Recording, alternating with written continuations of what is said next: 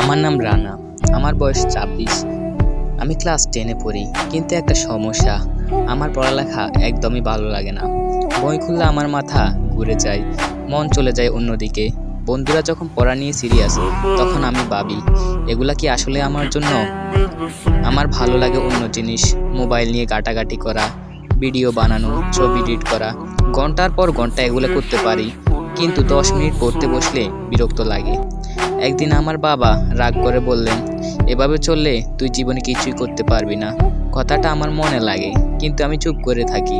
সেদিন রাত আমি একা বসে ভাবছিলাম, আমি কি আসলে কিছু করতে পারবো না? পরের দিন আমি একটা ছোট সিদ্ধান্ত নেই। পড়ালেখা আমার ভালো লাগে না, ঠিক আছে, কিন্তু আমি যেটাকে ভালোবাসি সেটা নিয়ে কিছু করব।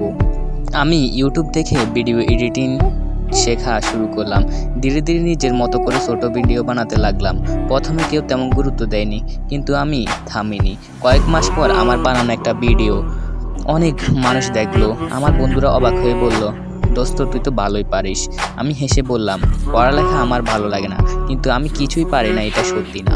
তখন আমি বুঝলাম, সবাই এক রাস্তায় হাঁটে না। কেউ বইয়ে ভালো, কেউ কাজে, কেউ অন্য কিছুতে।